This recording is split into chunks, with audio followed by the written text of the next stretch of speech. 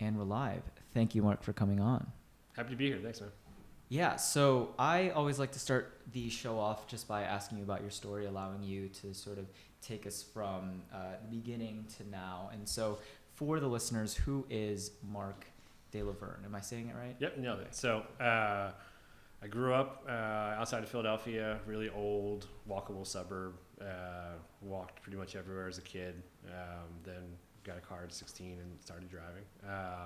Went to school at the University of Pennsylvania in Philadelphia, great urban campus, in the middle of Philadelphia.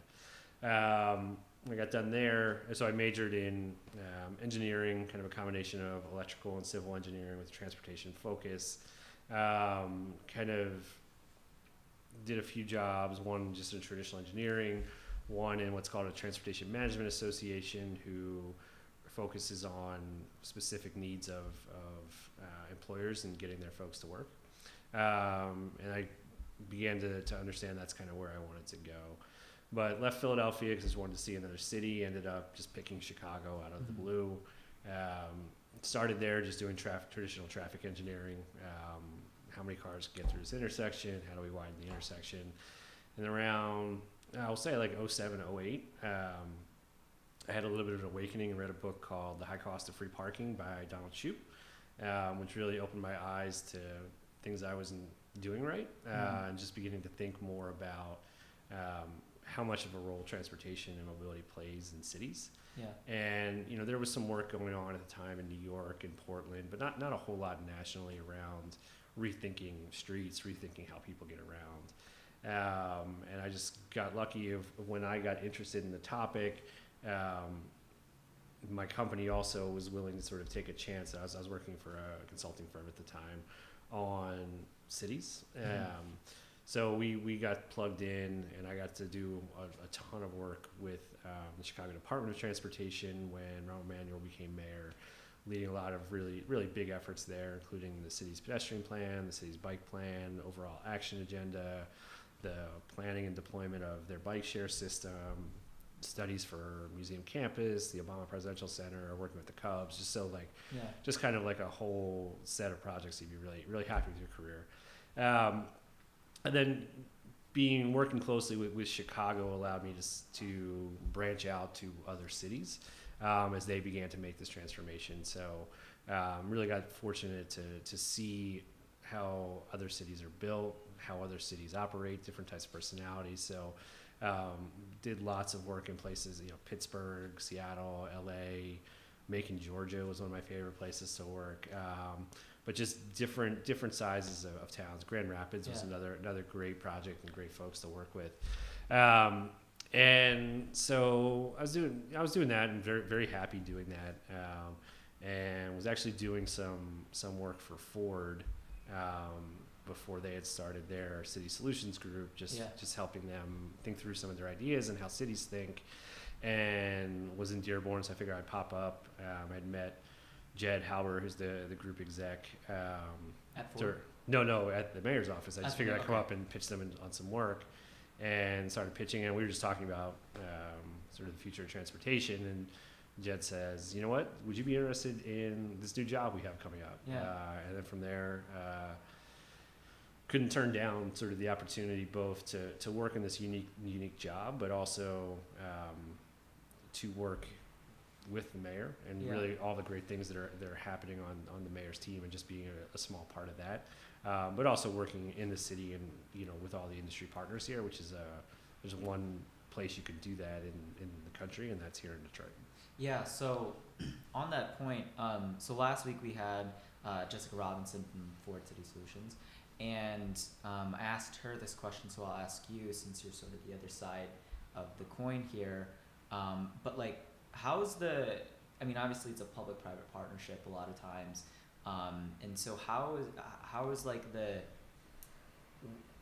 do you navigate just not to butt heads and say, obviously Ford has some things they want to get done, and sometimes they may interfere or it just may not be feasible? I think one of the things that we did early on is try to say, like, here's the problems we're trying to solve. and they might not be the same problems that every single city is trying to address. But this is really what we are looking to do here in Detroit. And we've also been very open by the fact that we're interested in learning about the future of mobility, just like these companies are.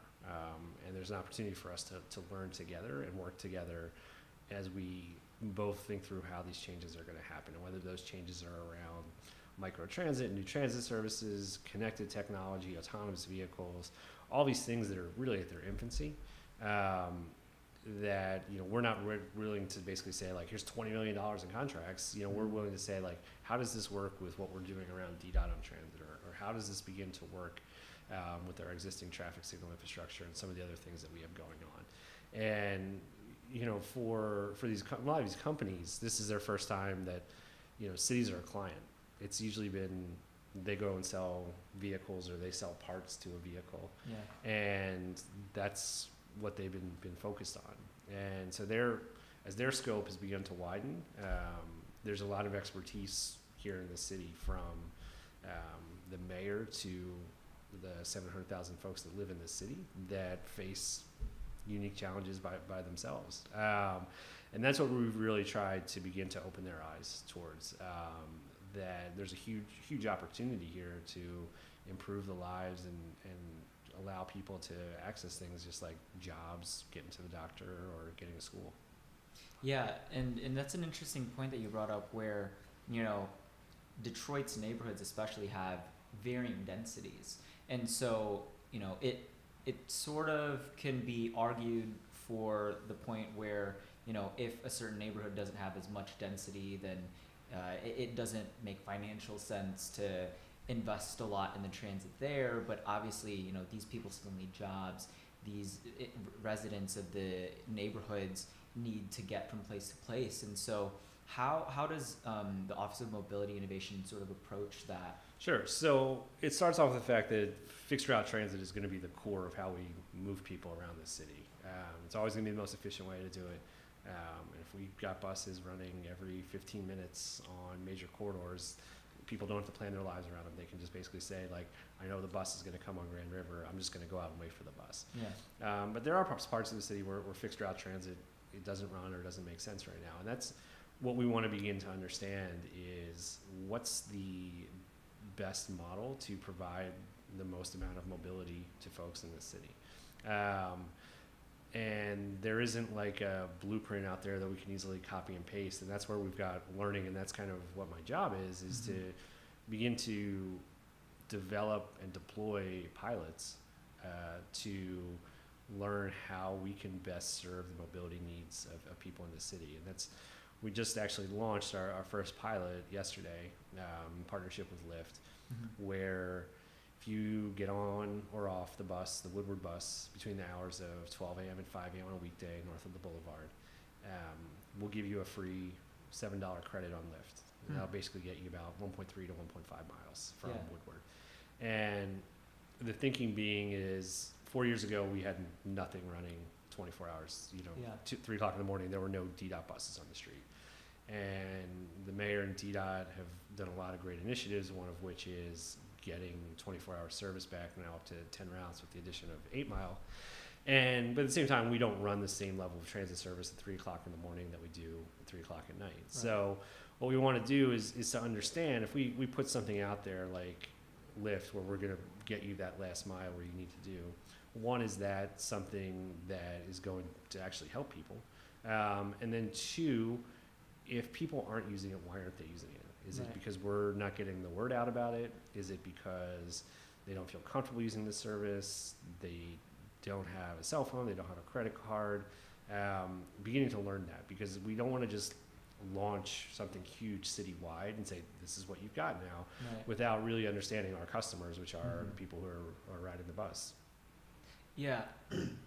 And so with that, I really like how, you're just approaching it from pilots. And so how do you sort of navigate the problem of essentially, like technology moves fast? Yeah. And so, you're doing pilots and, let's say something revolutionary comes out and it's like, okay, we've done this pilot and that seemed to have worked. and now there's this like completely new thing. Should we test that, or since that pilot worked, like, do we go with that? Yeah, I mean, so that's part of this process is to do a pilot, deploy something, evaluate it, and then determine how we iterate on top of that. The pilot we're running is a small $14,000 pilot. Like, it's not a huge investment of services, and Right. it's also based on the fact that to hit that $14,000, we've got to have 2,000 rides, right? As we get there.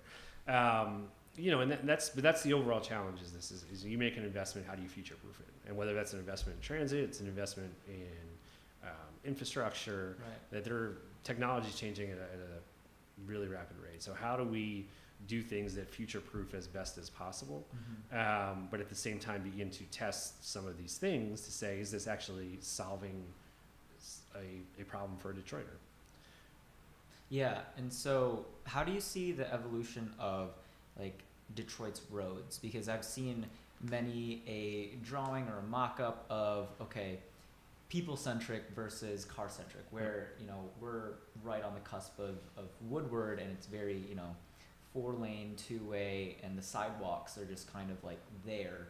And so I've seen like a lot of things where it's like, okay, we'll have a lane or a few lanes for traffic, and then like it'll be very like walkable, and then we'll have 1 lane or 2 lanes for autonomous vehicles or whatever. So how do you see that playing out? Yeah, so we're not dedicating lanes to autonomous vehicles anytime soon because there's not like a huge demand for it. But we do see a growing demand for people to safely walk where they want to go, people to be able to bike, providing more space and priority for transit. But at the same time, a lot of people do drive, and that's not changing anytime soon. So being able to balance those priorities. The mayor had really an idea, and it was announced last year around the neighborhood street bond, where we'll be investing $125 million into neighborhood streets that will sort of be main streets on a lot of these neighborhoods where we're doing neighborhood planning. And streets add value to economic development. You see streets, particularly in our adjacent suburbs, whether it's Grosse Pointe or Royal Oak, Birmingham, where these great walkable streets are also in these great neighborhood shopping districts. And we've got a lot of that on the cusp happening, and we're obviously doing a lot of stuff with the Motor City Match and Motor City Restore to get these businesses. But now it's up to us to make sure that the public right-of-way is also serving those needs. And that's what that bond is going to be really part of, and really supporting these existing and future businesses in the neighborhoods. And then the Jefferson Avenue project is going to be a big transformational project with regards to connecting residents to parks, and making it easier to just simply cross Jefferson, particularly to access the riverfront, where we're going to be transforming a lane of traffic into a protected bike lane, and we're significantly reducing the distance that people are going to have to cross the street, which you're young, probably you can move pretty quickly. But there's a lot of people that don't walk as fast as you do, and need more time. So if we can cut down the distance that they have to walk, that's a big savings, which is pretty good with regards to safety. So that's going to be a big project launching this summer. And the mayor's very clear that we want streets that work for the neighbors. And as we do these projects, there will be tons of outreach being done, so that everyone can have a say in what their streets should look like and how they should function. Yeah, definitely. And so, in terms of when you mentioned there, working with Royal Oak, Birmingham, what do you think, in your opinion, needs to happen in the southeast region of Michigan for, I don't want to say our problems to be fixed, but for more cooperation and collaboration to occur? Well, regional transit would be a great start. And obviously, we're very supportive of the effort of RTA and County Executive Evans, that leadership that he's taken to push forward to get RTA on the ballot. I think for us, in the past, some of it's just been a capacity constraint that we just haven't had a lot of focus on this issue, or now we have a lot of focus on this issue. And I think whether it's the State Department of Transportation, SEMCOG, our regional NPO, or some of our neighbors like Ferndale, Royal Oak, Grosse Pointe, Dearborn, is that we're building these relationships and working together in a way that wasn't happening before the mayor was here. And that's going to be a big part of this, because there's a lot of players in making a lot of these projects happen, whether it's on a state road, like a lot of our streets, whether it's Woodward or Gratiot or Grand River or state roads, to how do we improve a connection on a street like Livernois, between northwest side of the city and Ferndale. So we have everybody working on this. This has a million things to do, but building better relationships is something we've really focused on. Yeah, and there was something today that I'm pull up here. It was published an hour and 9 minutes ago. Okay. I don't know if you've read it, but here, let me show you real quick. Oh, yeah. Yeah. Do you have any comments to that? So, yeah, an opt-out plan doesn't work. Like, you can't cut holes and expect this to work as a regional plan. We're very focused, and the plan itself has different mobility options for different communities. Mm-hmm. That we were very strongly believing that there are a number of corridors where running frequent fixed route service is going to have a big impact on the people that live in a community as well as the people that work in that community. But at the same time, we know that fixed route service is not the option for everybody. So communities that necessarily don't have the demand or desire for fixed route, they still have mobility needs. Almost every community in this region spends something on quote unquote transit. That transit might be a senior rides, it might be a circulator, but everybody has needs to get people around. And that's what the RTA proposal has, is these flexible funds for communities to say, this is how I think is the best way to get people around. And but the opt-out system is just not something that works. Yeah, and for the podcast listeners, just so there's some context here, I have on my screen a Detroit News article with headline "Regional Transit Opt-out Plan Emerges in Michigan House." I can link that in the show notes if you want.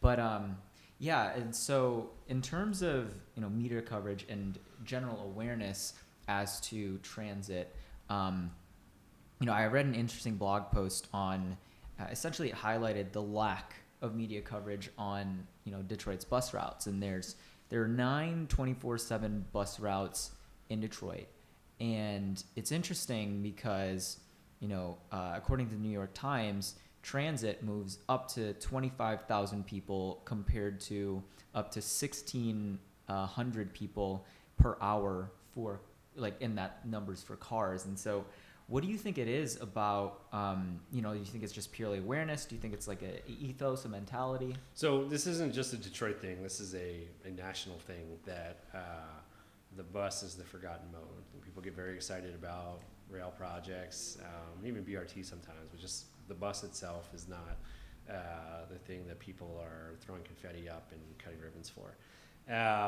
But the bus is, for us in Detroit, our transit future, and for most cities, is that's what we're going to be doing investments in. And you've seen cities like Houston, cities like Columbus, that LA is about to undertake this, doing these massive bus read network designs to take something that no one looked at and say, let's rethink this whole thing.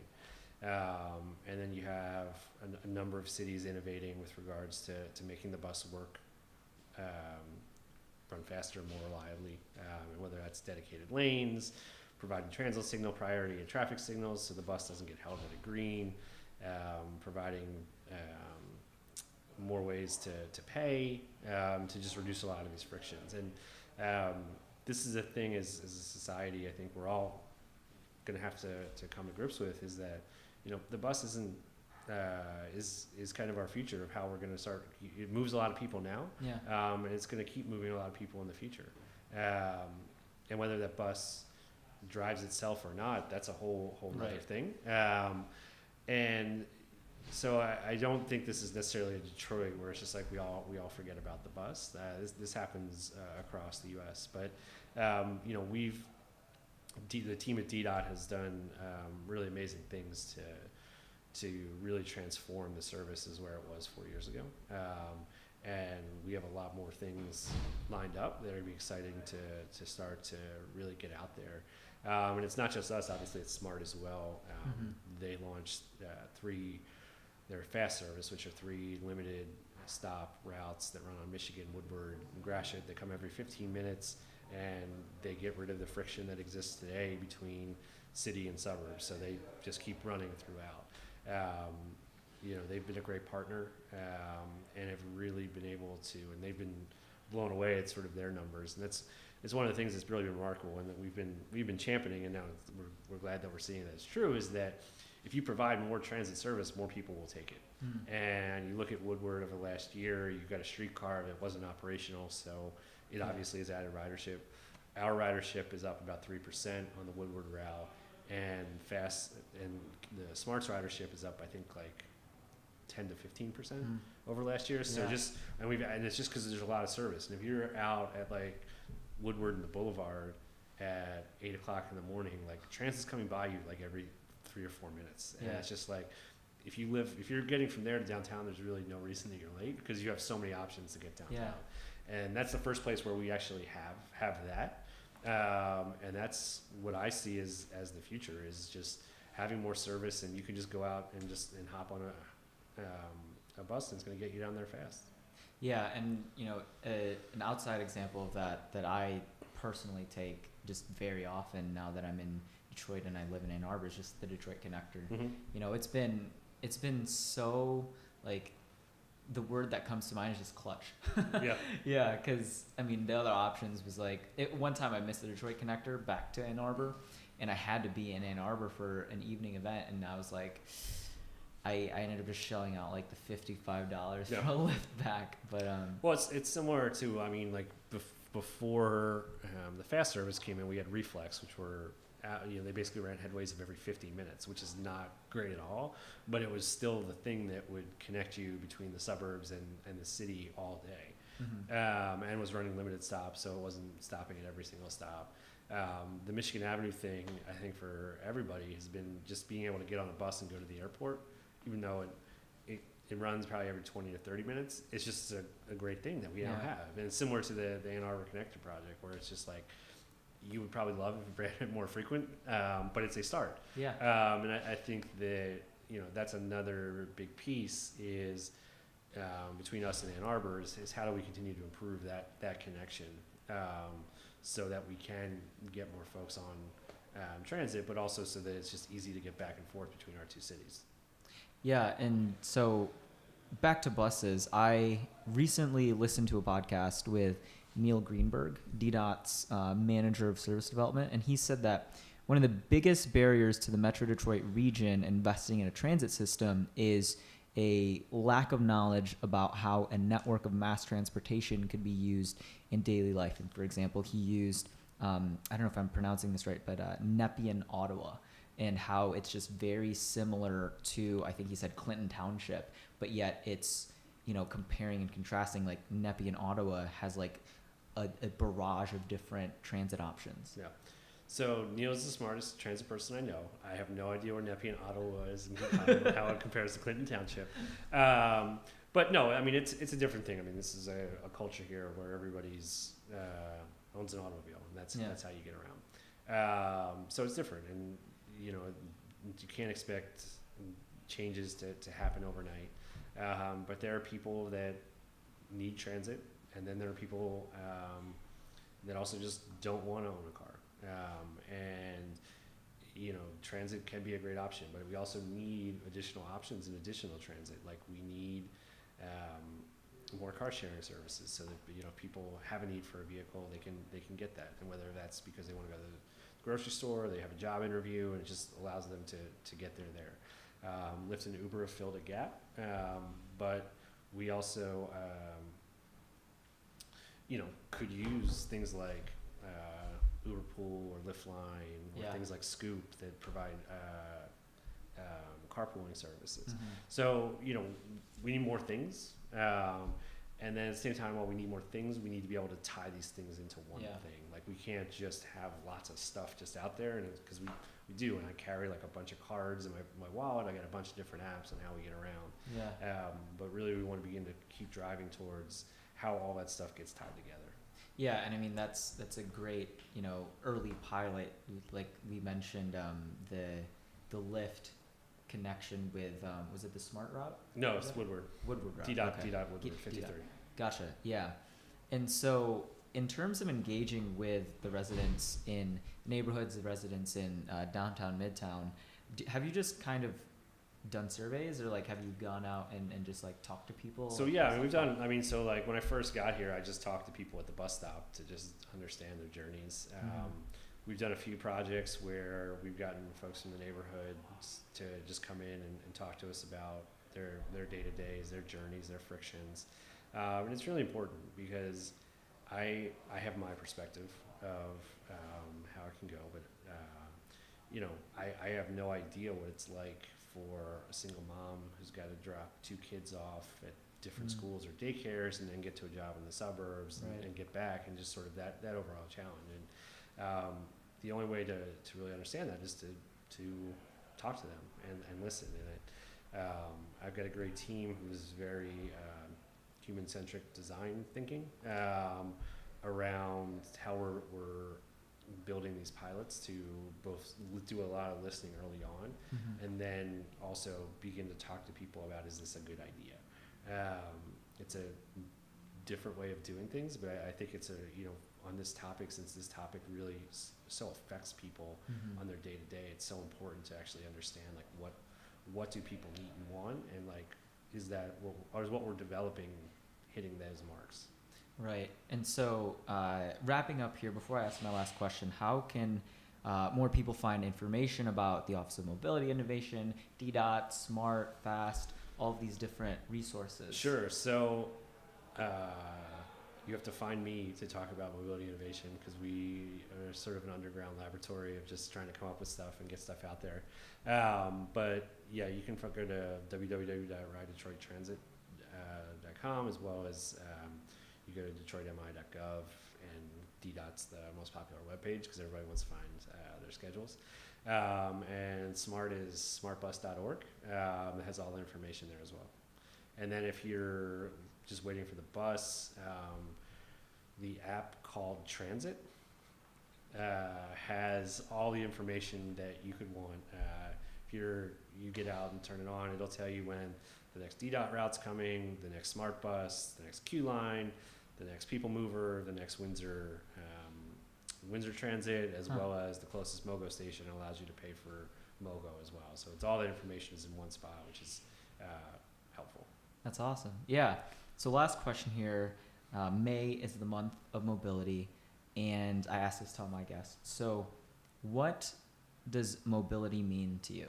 Sure. For me, it's just simply being able to get people where they need to be. We're very people focused. We're beginning to think about goods as well. But it's just getting people where they need to be, and making sure that, and our part is, how do we make it easier to do so? How do we make it safer, and how do we make it more affordable? Awesome. And with that, I want to thank you for coming on. Cool. Thanks, man. That was great.